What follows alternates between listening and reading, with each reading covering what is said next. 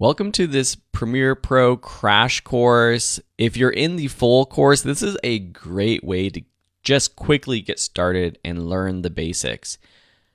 Download the resource files if you haven't done so already. And when you open up that folder, you'll see a bunch of files that we'll be working with in this video. You'll also see an export folder. This has 2 video clips, and in the crash course, we'll be working on this video that you see here. So this is a great reference that you can refer back to as what we're creating. And in this video, we're doing a lot of things. We're cutting our video clips, we're adding audio, we are leveling background noise, we're adding sound effects, we're adding transitions, we're playing with photos, color correction, title cards, and we're going to learn all of that in this video.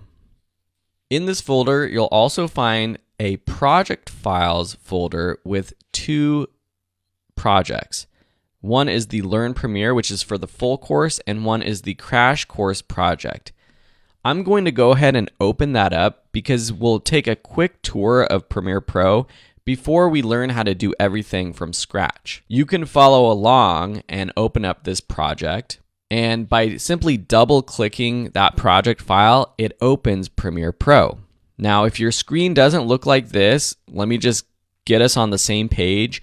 Up in the top right corner, you'll find a Workspaces button. Make sure you're on the Starter workspace. And you should see something that looks very similar to this, even if you're using an older or newer version of Premiere Pro. So a quick tour of my Premiere Pro crib here. Right in the middle, we have our program monitor, and we can see the video that we are editing down here in our timeline. So this panel down here is our timeline. It has a bunch of tracks, and here you can see clips. I can zoom in and out with this little bar down here by clicking and dragging to the left or right, or using the plus and minus keys on my keyboard next to the backspace. I can press the space bar on my keyboard to play this sequence. And what I'm playing down here is now playing in our program monitor. Up in the top left, this is our project panel. This is where we organize all of our assets. We can change the view from a list view to that icon view. We're going to build all of this from scratch in the next part of the video, but here you have folders for videos, photos, graphics, and within these folders we even have some subfolders like music and sound effects. And this sequence that we're working on right now, that's this timeline, that's under this sequences bin. We'll talk more about what sequences are as well. And then over here we have a properties panel. When we click on our clips, we have a bunch of properties that we can adjust here. There are loads more panels. There's loads more tabs that we could view. For example, behind our project tab, we have an effects tab. This is where we can find a bunch of effects. And any of these panels, we can adjust the size by increasing or decreasing them by clicking on the side and dragging up and down or to the side. We can close panels by just right-clicking them and choosing to close a panel. We can find panels up in our window menu that we might need. For example, we might need to go find the Lumetri color panel. That sounds kind of daunting, but this is where we do color correction and color grading, and that's where that panel is. If you ever have changed things and you want to get back to how it was in the beginning, click the workspace button here, and then with a specific workspace selected, we can choose to reset to saved layout. And now that gets us back to square one. In the bottom left, we have tools that we'll be using, things like razor blades to cut, text to add titles, and new generative extend to actually create AI extensions of video clips. On the bottom right, we have our audio meter. So while we're playing, we can make sure our audio is a good level. And then lastly, we'll also see, and you might have this on your screen already, I have it hidden just to keep the screen clean for this video.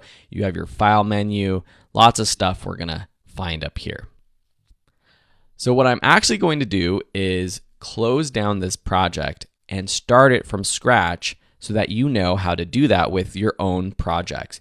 But you can always come back here, open it up, and see what we've done in this edit and refer to it as we build out this entire project from scratch. So let's close down this project. You can do that by going up to File and Close Project. Now that you know a basic understanding of the layout of Premiere Pro, we're going to build this project from scratch. When you open Premiere for the first time, you should see something like this, where you have a new project button in the top left. If you've created projects in the past, the recent ones will be down here. But to start a new project, just click that new project button. A panel pops up where we can give our project a name. I'm going to call this Travel Crash Course. You can change the location on your computer where this project is going to be saved.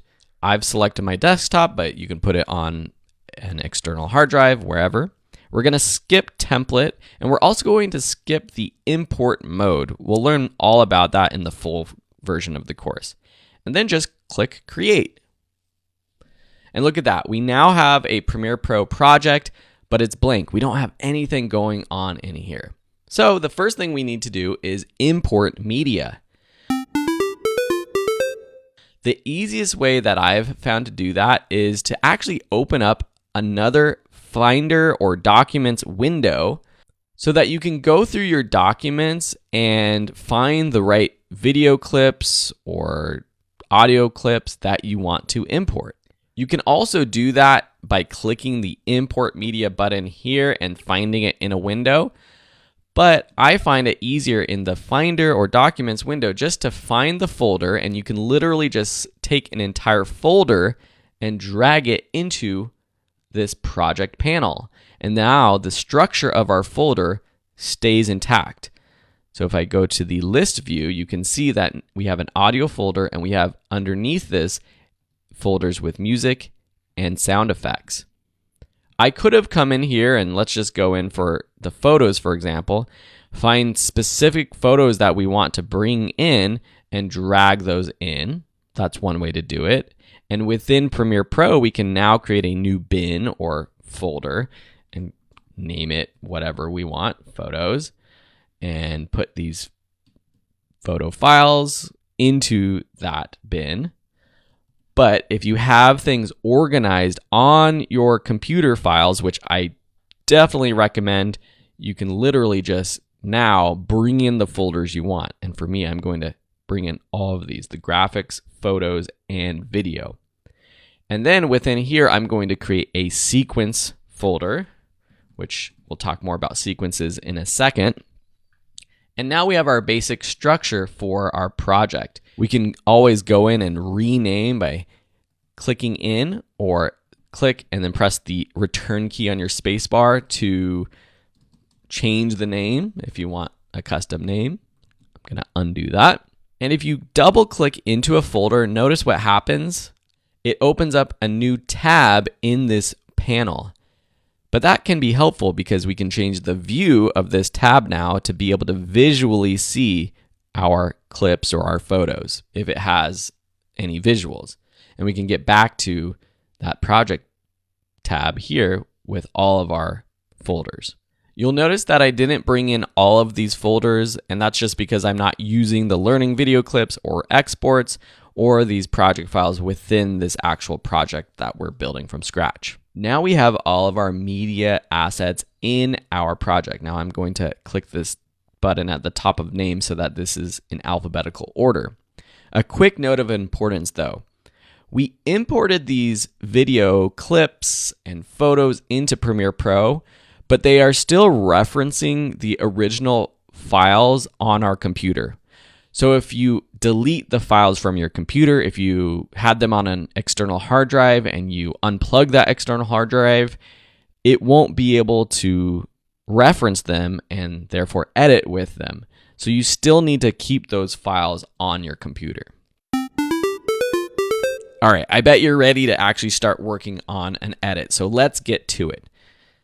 We're going to need to create a sequence. A sequence is a version of the timeline where we can start laying our clips together. The easiest way to create a sequence is to find a video clip. Usually this is the main video type that you are going to be editing with. If you are brand new to this, then this might be a little bit confusing, but video clips have different frame rates. They have different resolutions. You've probably heard like 4K or standard HD. And Premiere Pro does a pretty good job now at being able to work with all kinds of clips on the same sequence. However, you typically want your sequence to match the resolution and the frame rate of your main camera. So for this video, we are going to be using the B-roll folder, which I can open in a new tab, from a trip to Japan, and we're going to use this footage to create our sequence. So to create a sequence, I can literally just drag one of these clips into this space down here, and that's going to create a new sequence. Now, if I change this to list view, you'll notice that we now have a Japan 1 sequence in this B-roll bin. So B-roll is like our background sort of B footage. And the icon is different. I'm going to move this into our sequences folder by going to my main project bin or window and move this up to sequences. And I'm going to rename this. So I'm going to call this video draft 1.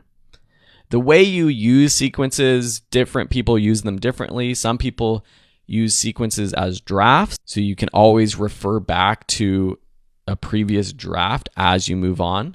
Sometimes on a big project, if you have like interviews and chapters and lots of things going on in your video, maybe you'll edit different segments of your video on different sequences so that it's more organized, it's simpler, and then at the end, you'll combine it all. But it's really up to you as a way to organize the way you edit. But just know that now we have this sequence that we can add footage to and start editing in our timeline. If you need to create a new sequence at this point, though, you can't just drag it into the timeline. What you could do, say I'm taking my A roll now, which is some talking head footage I'm not going to use in the crash course, but in the full course, instead of dragging here, because now I'm dragging it onto this existing sequence, I can drag it into this new item button. It looks like a little post-it note, and that's going to create another new sequence. So that's how you create a new sequence from scratch from your project panel as well. I'm going to undo that. So Command Z on a Mac, that's Control Z on a PC. And the beauty of creating a sequence this way by dragging it into the timeline initially or into that new item button is that our sequence matches the settings of our video perfectly. And that's a good thing. So now we have our sequence. We need to start adding video to our sequence. Some editors like to start putting music down and editing from the beginning with music. And that's great if you're doing more of like a montage style video that's really edited to the music. Other editors like to just find the right parts of every clip and put it down onto your timeline and then edit it to the music. It's really up to you, but let me show you now how to bring your clips down onto your timeline. You can do it one at a time. Or, let me zoom out, you can select multiple clips. Say I want to put all of these on the timeline. I can drag that down onto the timeline. Notice as I'm clicking and dragging, I can move this to a different part of my timeline, and I can even put this on a different track.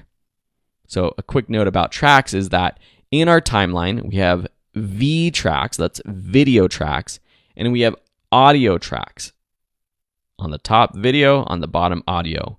When we bring down this video clip, it has audio attached, so it has that audio track. If I brought down a photo, for example, it doesn't have any audio attached to it, so it's just going to be a video clip on my video track.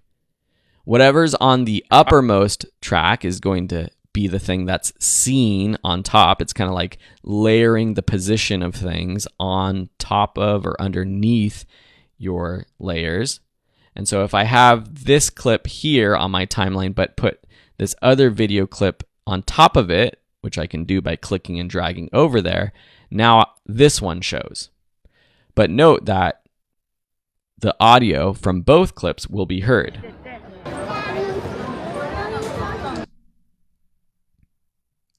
And similarly to the photo, if I take a music track, for example, and bring this down on my timeline, it's just an audio clip. So I can't put this on the video track, but I can put this on an audio track. I'm going to extend this timeline panel so I can see all of these tracks a bit easier. So that's how we start to put clips on our track. Now let's talk about editing those clips. First, I'm actually going to delete all of these other clips, and we're just going to have these first two clips that I've added. There's a couple ways to edit a clip. One is with our regular selection tool, which is basically our normal mouse, which you can see is highlighted over here. I can go to my clip and hover over the end of a clip, click and drag in or out to extend the beginning or end of the clip. So this clip right here is us on this boat tour, and we're riding, which is nice, but then I do this like quick pan up, which I don't like that motion. So I might just use the start of this clip. So I'm going to drag this second part until before I pan up. Get rid of that pan, that's bad. Okay, so now we just have this part of the clip. And then say we want to cut to the next clip. You'll notice that now there's this black part of our timeline, which at the top we have our time, 0 seconds, 4 seconds, 9 seconds. You can also see the time going in our timeline up here in our program monitor in the blue. But now I want to cut from this clip to another clip. If it's this clip here on our timeline, I can find the right part of this clip and I can shorten it and just find that right point, move it, butt it up next to it, and now we have those clips back to back. So some editors edit this way. They go through their clips, they add them to their timeline, and then they find the parts of the clip that they want and then edit it down on your timeline. There's another way to do this though. If you want to find the exact spot that you want from a clip before bringing it to the timeline, you can double click your clip and it opens up the source monitor. Notice this is behind our program monitor. This gives us a preview of anything from our project bins. And here we have a timeline where we can scrub through, we can play through, and we can find the beginning and end of the part of this clip that we want to bring into our timeline by setting an endpoint. That's I keyboard shortcut, or pressing this button here, playing through to the end and pressing O on our keyboard. And keyboard shortcuts are so important as an editor to start using because it makes you a faster editor.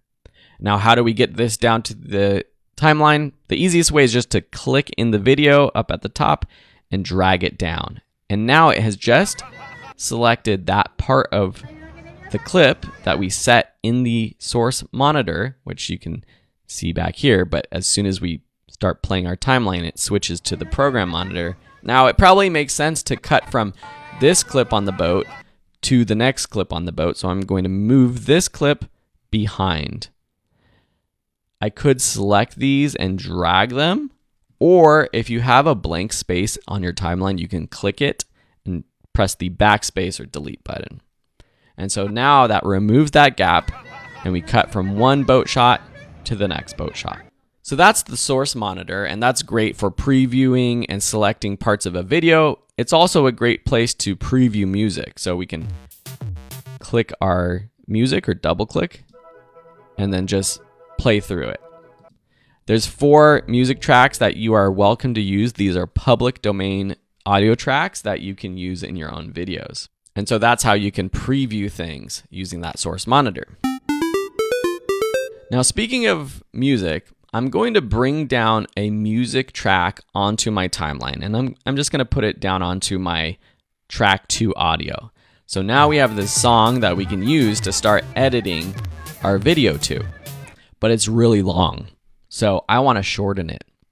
I'm going to show you two quick ways to shorten a music track. And this goes the same for any clip on your timeline. We can use the razor blade tool to make a cut point at any point on our clip. And so basically with music, generally what I want to do is, if I want to shorten it, I'm going to cut out a big section in the middle so that it has the start, but then it still has the ending from the song. So what I can do with the razor blade is, now hovering over this, I can click, and then I can click towards the end. And now back with my selection tool, I can delete that center part. And now I can take this last part and put it in. Now I realize I did a bit too much because I want this is like a great little social media video or something like that. I want it to be about 14 seconds or so. So now I can place that end of the song, ending around 14 seconds, and I can extend this further like this and the start so it meets up. So now we have this song that's about the right length. Now you can play around with the positioning of this, but something that you'll likely want to do is add a little bit of a fade between this cut that I made so that the two sides of the song blend together, and usually that makes it sound a little bit better. And you can do that by clicking that little icon right here at the end of a clip, see that right there, and dragging across that cut point or that transition point.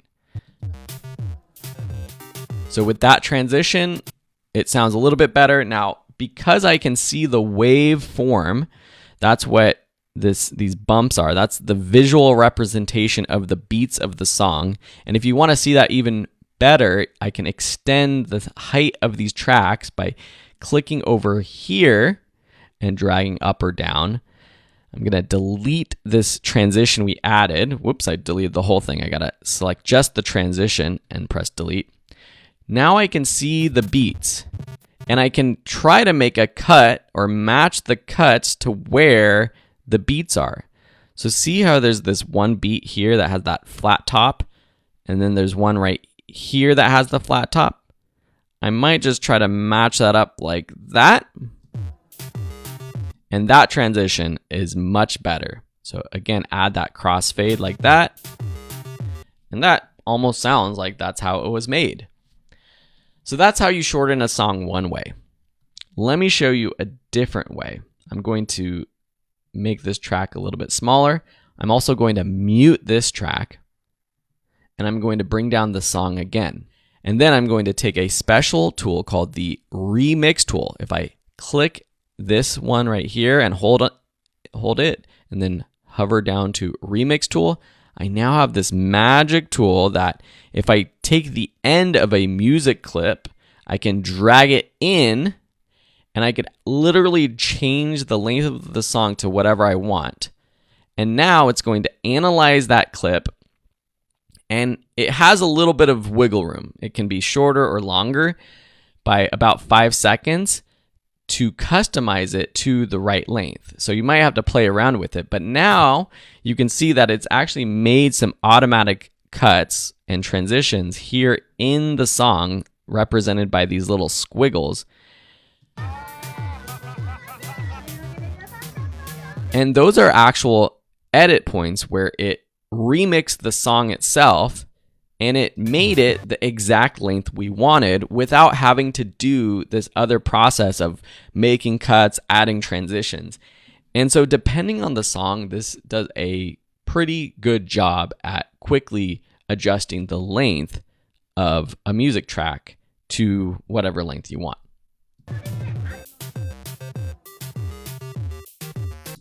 So that's how to add music to your timeline, and also how to adjust the length of the song. And for a lot of us, we're editing to music, and that's why I wanted to teach that before we continued with our edit. I'm going to actually delete take my selection tool and delete this song on track 2 and move this one up to track 2 now and unmute that to clean up my timeline. And now what I can do is I can start to edit to the beat of the song. And with this song, because it has those hard beats, it's easy to do that. And by editing to the beat, it makes a video more dynamic. So what I do is I listen to the song and I try to think, when would a cut be? So let me show you and tell you when I might think a cut might happen. Cut, cut, cut, cut, cut.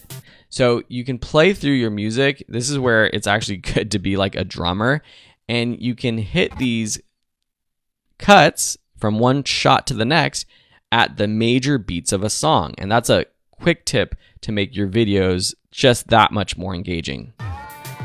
Cut. So right here on this beat right here, I'm going to cut to this next track or clip. And then same thing right here, I'm going to cut to the next clip. Now you'll notice that when I did that, I moved this clip over, but there's still this little bit of the clip from the previous shot over here. I'm just going to delete that. Bump, bump. So play around with it. You don't want it to feel too repetitive. When there's faster beats, you might want to make some faster cuts. Then when it's slower, you might want to slow down the cuts. And so basically what I'm going to do now, and I'm just going to speed through it, is I'm going to lay down all of the video clips from my B-roll in a way that I think makes sense. So I have a lot of clips from like super busy areas in Japan. And then I have some more like calming shots like this of these temples. And so I'm going to start in sort of the hectic busyness. And then at the end of the video, I'm going to transition to some of these more slow shots. So this is going to be a quick time lapse of me doing that. Follow along if you can on your own.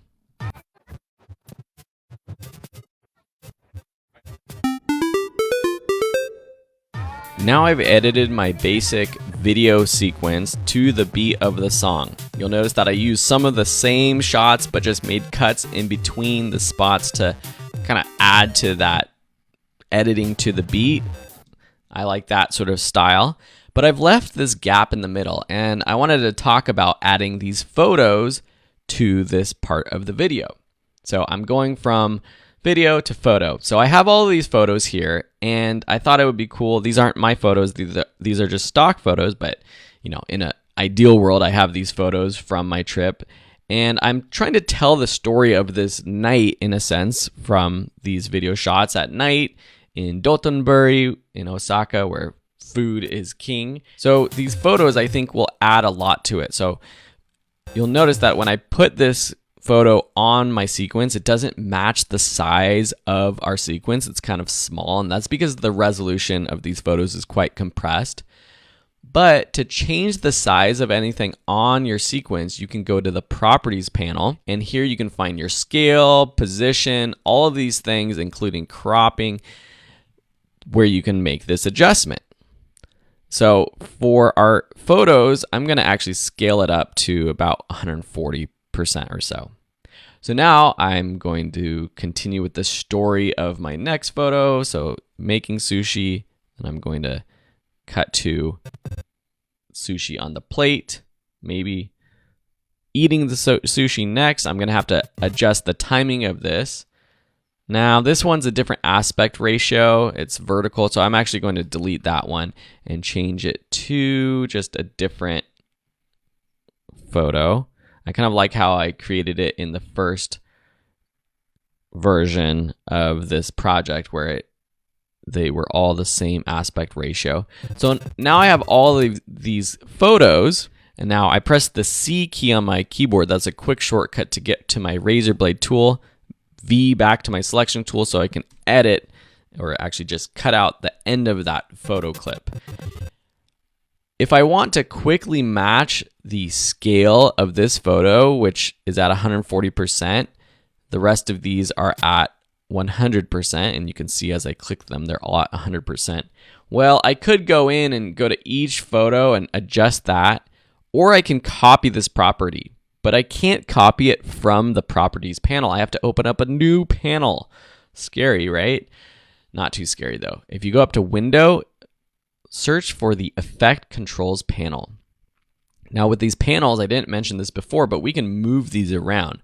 So if I want to take this panel and move it over here, for example, I can drop it in this window and it becomes a tab in this panel or this window, depending on where you drop it. If you want a new window, you put it to the side. See how you can hover over the side and that opens up a brand new window. I'm going to put it over here on behind the properties because it kind of makes sense to be there. And here we can see that we have this drop down for motion. It's the same properties that are here, but now we can actually take the motion property and copy it. So I'm Command C, Control C on a PC, and now I can select all of these photos and paste it. And so now you can see the photos now have 140% scale, same with our property. So that's how you can copy any sort of property to another clip. Now these photos are cool, but I want a background. In my original edit, I added a white backdrop, which you can do by clicking the New Item button and choosing Color Matte. It's going to match the video settings of your sequence you're working on. And now we have a color picker that we can choose and create any colored backdrop, basically. I'm going to call this white matte. And now this is an asset, basically, that's in our project panel that we can put onto our timeline. So I'm going to make this shorter and put this underneath our photos. Now in the full course, we do a cool animated paper texture backdrop. But just for you for now, we could also throw in a paper texture as a backdrop instead of just a plain white background. That might look kind of cool. And a quick tip, if you ever want to swap out something on your timeline with something from a project bin, Option drag while you're clicking this into any of these clips. So with the Option or Alt on a PC selected, I can actually just drop it into that clip on my timeline and it swaps it with this paper. Another quick tip is if you have an asset that does not fill the frame, which this one doesn't, you can adjust this with the scale, of course, or there's these quick transform buttons where you can fill it to the frame. Fit it is going to fit the longest edge, whether that's vertically or horizontally to your frame, but filling will just zoom it in as much as you need to fill that entire frame. So now we have this cool sort of paper texture backdrop. So now we have our music, we have our audio, we have our visuals, all pretty much edited to the beat of the music. I'd have to make a few tweaks here and there. Next up, we're going to fix our audio because if I mute this music track and I listen to our B-roll audio, you can tell that some of it's louder and some of it's softer. I could go in and manually adjust the volume of each clip by going into our track, and you can click this little bar in the middle of each audio track and sort of increase or decrease this to make the waveforms match. But there's an easier way to do this with a lot of clips. We're going to need a new panel open, and that's called the Essential Sound panel. You can get that up in the window, Essential Sound, or you can get to that quickly by clicking this little talking head icon. You might see a different icon depending on the type of clip. Like down here, it's music. Either way, I can click that and it opens up Essential Sound. Now, Essential Sound will automatically tag your different clips as either dialogue, ambiance, sound effect, or music. Sometimes it works well, sometimes it doesn't. What I want to do though, because in this panel we can do a bunch of things like removing background, matching the loudness, all kinds of effects we'll go over in the full course. But for this purpose, I just want to use the Essential Sound panel to match the loudness of all of these clips. But Premiere Pro has tagged these as dialogue. These aren't really dialogue clips. Dialogue is more like a talking head, an interview, a vlog, me talking. So I want to change the setting from dialogue to ambiance. And the way I can do that is by selecting all of these clips, and then I'm going to clear the audio type, and under preset, I'm going to choose ambiance default. Now all of these are ambiance, and you'll notice as you change the type, you can see if I choose music or if I select one and go change this to dialogue, for example, the dialogue settings have different properties than our ambiance. Let me undo that though, because I want this to be ambiance, because now I can select all my ambiance clips and edit them together. And I'm going to do that with loudness. Now, if I click auto match, what it's going to do is going to read. And now, did you catch that? Did you see how cool that was? If I undo that, pay attention to the waveforms. Auto match automatically makes all the waveforms about the same level. Now, you might have to go in here and tweak things. Sometimes you might want louder ambiance or background noise. It just gets you to sort of a standard level. And this is also how you can adjust the level of your music clip. You can do that here on the timeline with this bar where you're increasing or decreasing it. Or in the Essential Sound panel, you have this clip volume, which is basically the same thing, but just a different method. And so now if we play back this, our audio levels are matched, and you don't have that abrupt change in something loud versus soft. However, we do have this super quiet background, or really no background noise, of these shots in the sort of like this restaurant photo sequence. And that's why I've added some audio sound effects of a restaurant. So I can go in here, listen to it, set a preview in point, out point, and drag the audio down to my timeline. And I might have to extend this. But same thing, now I want to actually match the loudness, but it can't be dialogue. If it's dialogue and I match the loudness, it's going to set the loudness a little bit louder than our ambiance because it has these preset levels for the different types of audio. So you have to make sure that you have it set to the right tag. You can click the clip, clear that, and choose ambiance. Or if you have multiple selected and you don't have these options to tag, you just go to preset default. And now we can auto match. And the level of our background noise in the restaurant sound effect will now match the background noise of our video clips. Pretty cool, right? And just like we saw earlier when we were editing our music clip down manually, we can go in here and add little transitions between these clips to smooth out those audio transitions even more. You can do this with a keyboard shortcut to multiple clips by selecting all the ones you want to add this cross dissolve to and pressing the Command-Shift-D keyboard shortcut. That's Control-Shift-D. And that applies this sort of default transition between all of your audio clips. Now, you kind of have to be careful with this because sometimes between these shorter clips, it gets kind of hard to move them around. So you might want to go in here and do a little custom one so that it's the right length. But you can click these transitions, move them around, extend them however you want, as long as there's enough clip on each side of the transition point to fade in and out. That's a big dilemma that a lot of students kind of find themselves in. They're trying to add a audio transition or a video transition, and there's not enough space to do that on the clip because you're at the beginning or end of a clip.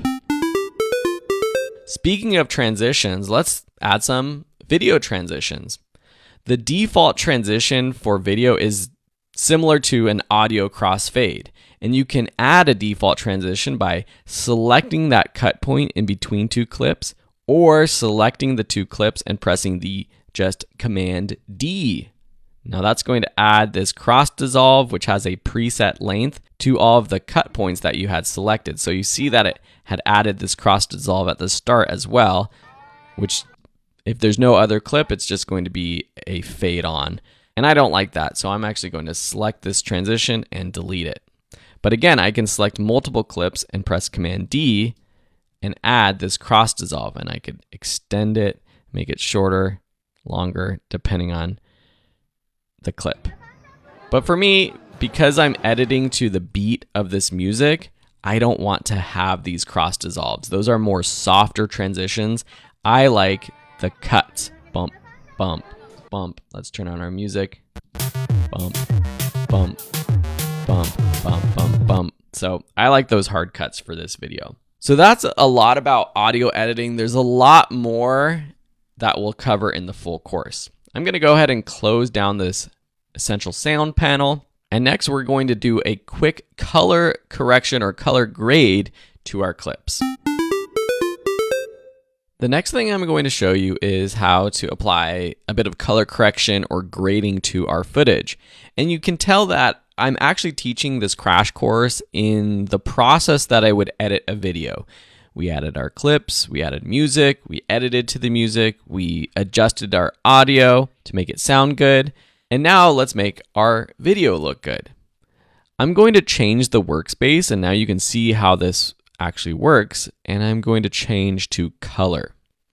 And I did that because it brings up the Lumetri color panel. Now, don't get too scared of this little ghost-like blob over here. We'll cover that in the full course. And because it's kind of scary looking, I'm just going to close that panel. And I'm going to make my video panel as big as possible, the program monitor. So just like we saw with the properties, the essential sound panel, when I click a clip down here, we have our Lumetri color panel pop up with a bunch of adjustments.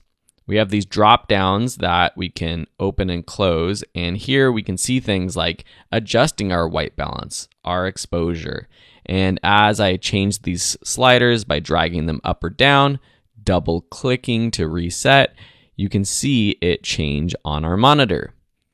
I shot this on the DJI Osmo camera, which is a really good camera, which just kind of shoots everything in a well-exposed, nice color setting. So I don't have to do too much color correction, but I do want to add sort of a style to that. And I can do that easily under the Creative tab. Here we have what are called looks, and you can click this drop down to find one that you like, or preview it here by clicking these left and right arrow buttons over here. And if you find one that you like, say I want something that's a little bit like flat, I kind of liked one of those Fuji ones in the beginning, maybe like this one here, that's kind of a cool look. If I click on it, it applies to the clip. Until I click on it here, it doesn't apply. I can actually adjust the intensity of this. It made everything flat, a little bit not as contrasty, a little desaturated. And I actually like it, but I might just back that off just a little bit. Or you can kind of crank it up if you want, above 100, but I'm going to just move this back down to like 70 or so. I can see what this looks like on and off for just this creative look with this little ticker right here, on and off. Or if I've made a change to everything, or for different drop downs, in the Lumetri tab, I can just turn on and off the whole effect here. And I just did that change to the temperature white balance for you to see that. And so now I have this kind of cool effect, and I want to copy it to these other clips. Well, how do I do that? Do you remember how to copy different properties and things? That's in the Effect Controls tab, which actually is open here in the top left. If you don't have it open, you can find it under Window, Effect Controls. But now, just like we saw the motion before, we have a Lumetri color effect. And here we see that Effects button, and whenever you see that, you can turn it on and off. It's just a different way to get to that button over here on the right. But now I can copy this, and I can just highlight the other video clips that I want to apply it to and paste it, Command V. And so this is just a quick way to apply a quick look to multiple clips. And now we have like that basic look, but if I go in here and find a specific clip that I find like doesn't look great, maybe it's too bright on this clip, I can come in now to this clip by selecting it, and maybe I bring down my overall exposure or just the highlights or something like that, just to adjust this specific clip. So if you're adding sort of a look, I would recommend applying it to all the clips first before you actually go in and make minor tweaks. Now, some people might actually prefer to make minor tweaks before they apply a look in the Creative tab, and that's totally fine too. It's up to you depending on what your process is. And that's how to do a quick color correction and grade to your footage. Correction is really that fixing of the exposure and colors, if the white balance is off or something like that, the saturation. Grading is more of that style. Now, there's a lot more in the Lumetri color panel that we will get to in the full course. I'm going to go back to my starter workspace. Now we have our video with color correction, and one of the last things I need to do is add some effects and transitions and then titles. So to add a video transition that's not just a default cross dissolve, we can go to the effects bin. So that's this panel here, and here we have a ton of things, but we have some video transitions that you might want to use. And to apply any of these, we can drag it onto the transition. And then again, we can hover over the end of this and make it shorter or longer. And that's kind of cool. But I want to show you something better than these transitions. With the latest versions of Premiere Pro, we have what's called the Film Impact Dashboard. Go up to Window, Extensions. You won't see these other ones. These are plugins that I have, but you will have the Film Impact Dashboard, which opens up a new panel that if I click up in this tab and drop it into this window, we can now have sort of a preview of these different effects and transitions. So if you hover over any of these transitions, it gives you a preview of it.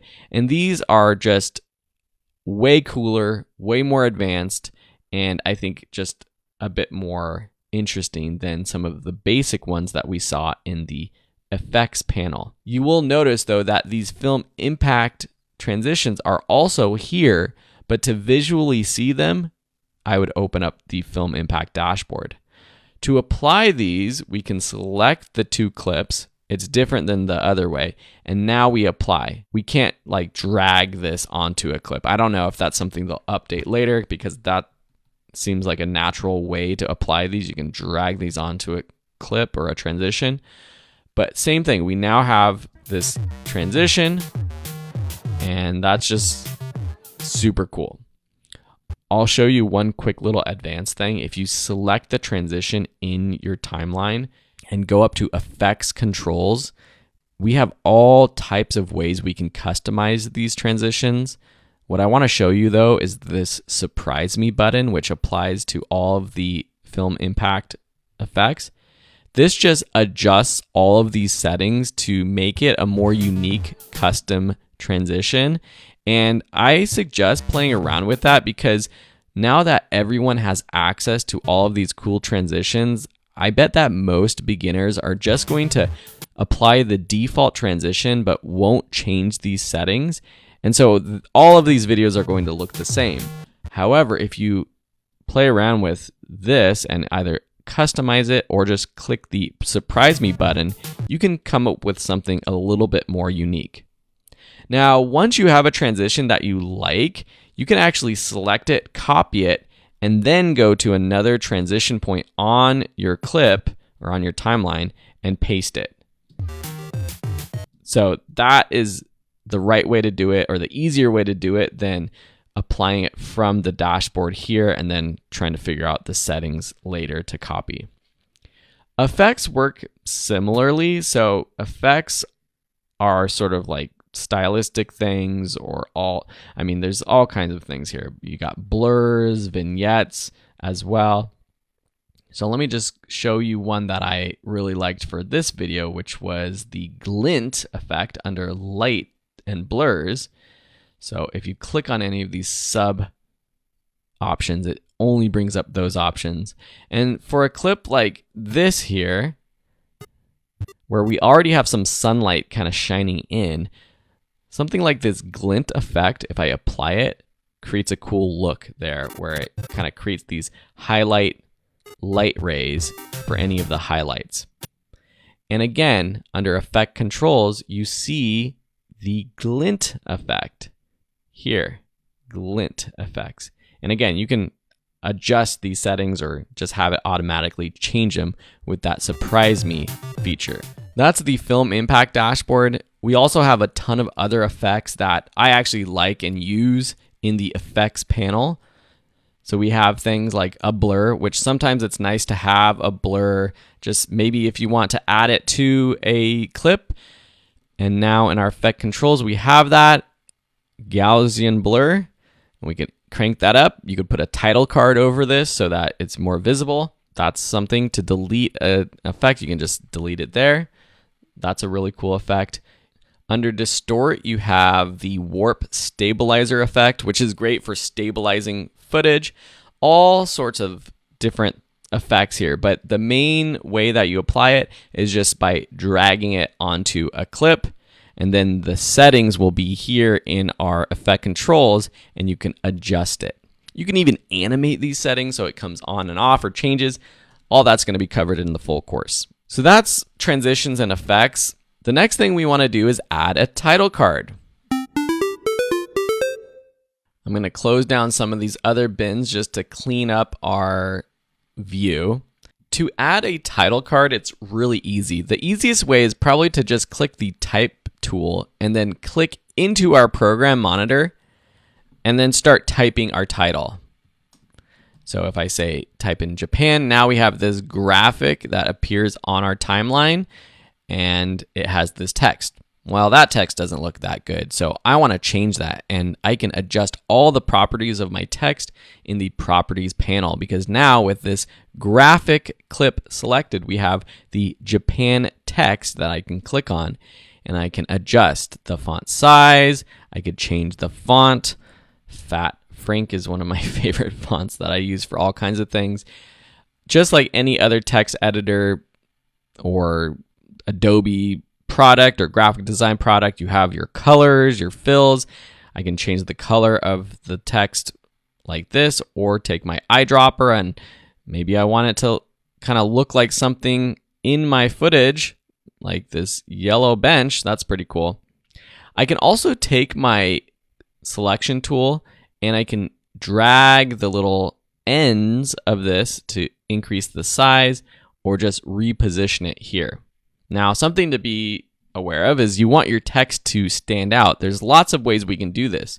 Obviously, making it bigger helps. Changing the color helps. We can add a stroke. That might be able to help depending on the style you're going for. You can add a shadow, a background, or you can adjust the background video itself.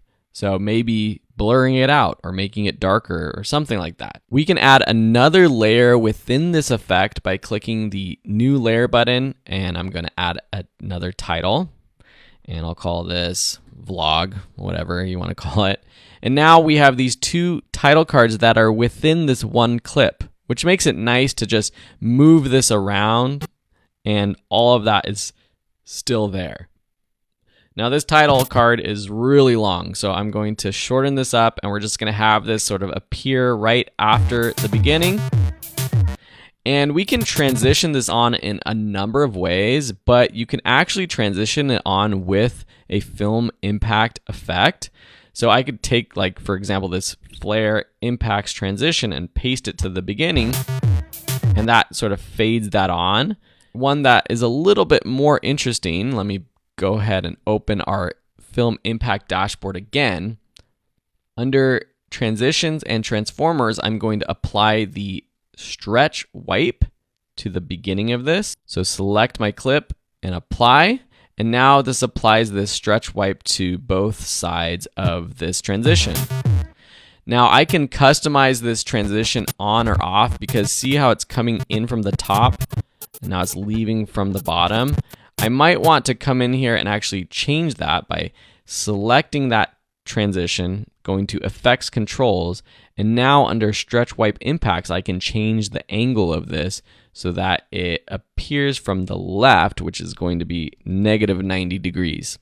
Now this is some advanced stuff, so I hope I'm not going too fast for you.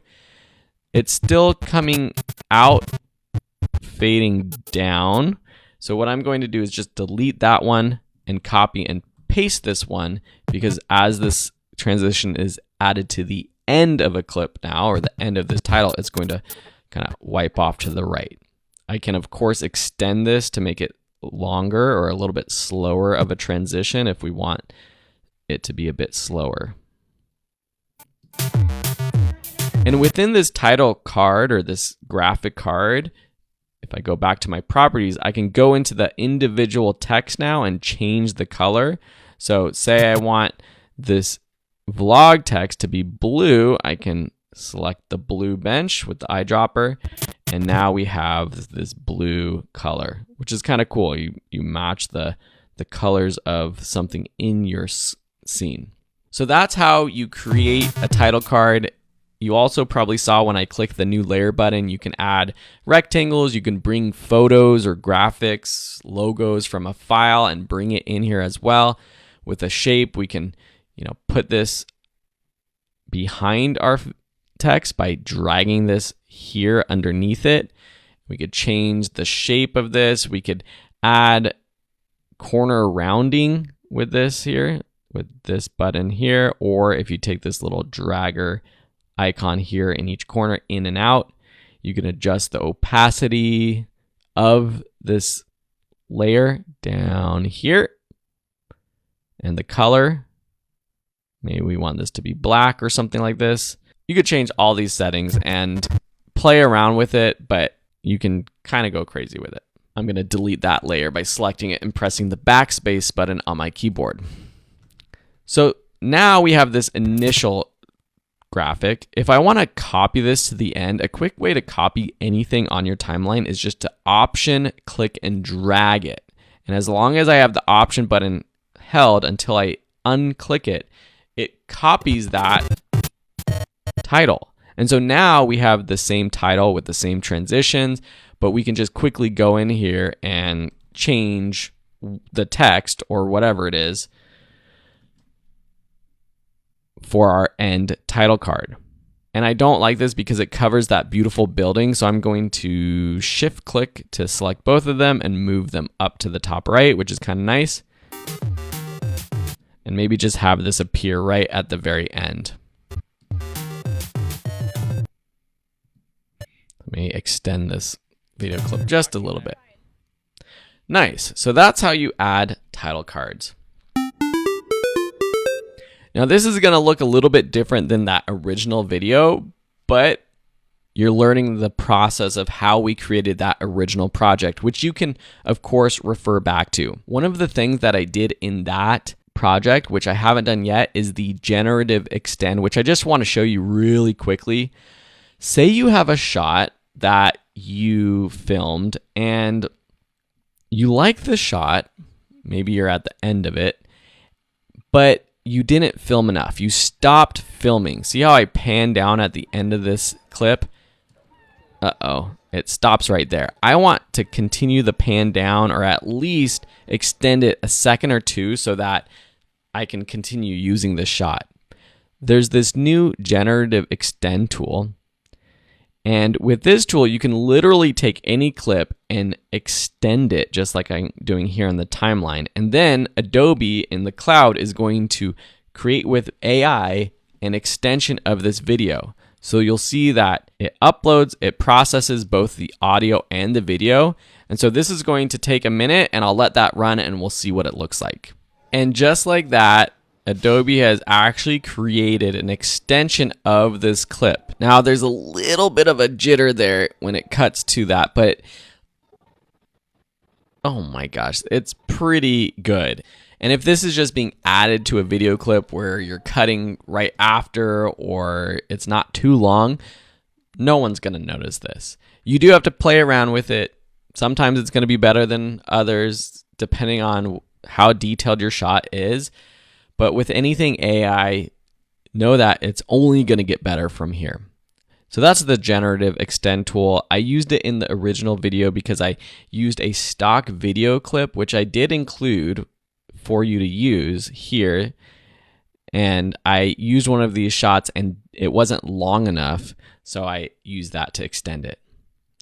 All right, so we have our video. You know pretty much everything you need to edit a video now. Of course, there's more advanced things and a lot of different things we didn't cover that you might be interested in, and we'll cover that in the full course.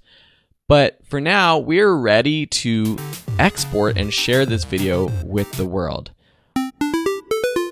Our music is a little loud, so I'm gonna drop this level a little bit. You can see back here, I undid that and I'm playing this. It's bouncing in the red. That's too loud. We really want it to be bouncing like between -6 and -12, just for your general audio, whether that's talking or music. And there's a lot more to that, but that's a quick rule of thumb. We don't want it bouncing in the red. Now to export this, we're going to set an in and an out point on our timeline to tell Premiere that we want to export this section of my sequence. So depending on where you want to end, maybe it's before this transitions out so that stays on the frame, or maybe it's after. Wherever it is, press O on your keyboard and that's going to set an out point. Now you could change the in point if you want to, export starting from this point, but generally you're going to be selecting from the very beginning. And now we can click this export button, or there's a quick export button right here. This export button will allow you to change the location of where you're saving and then choose a quick preset. Depending on the sequence that you're saving, whether it's standard HD, 4K HD, you have these presets here. You can just check one of them. So this one's a 4K sequence. It gives you an estimated file size and you can click export. And that's going to be the easiest way to export a video. Once we've exported the video, now we have this QuickTime file, which is great for sharing online, on YouTube, social media, small file size, high quality. I do want to quickly show you the export tab up here. So back here is our edit window. But if we click the export, it gives us a few more options and we'll go over all of them in the full course. But here you could change the name of the video. So we'll call this Japan Vlog 1. We could change the location. And again, you could choose a preset and you can create presets. We'll cover that as well. But maybe we want to export this at regular HD. You have lots of settings you can dive into, but really that's all I want to show you for now. Is it's just another way to get to exporting your video pretty quickly. And so now you know how to create a video in Premiere Pro. You know how to add your media to your project. You know how to organize it. You know how to start a sequence and add your footage to the timeline, add your music, adjust the levels of your audio, add transitions both to your video and your audio. You know how to create a backdrop for your photo sequence like this.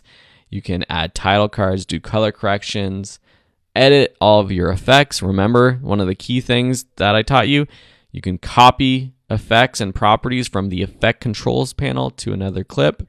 We added color correction and a bit of grading. And you know the skills to actually edit a pretty solid video now. So I hope this crash course really helped you to dive in quickly to Premiere Pro. I know it was still a lot and there's still so much more to cover in the full course. So I hope you join me there where we will sort of back up, go through each step of the process in much more detail and cover a lot more advanced tips and tricks. For now, thank you so much for watching, and I really hope you've enjoyed the course so far. See you in the next lessons.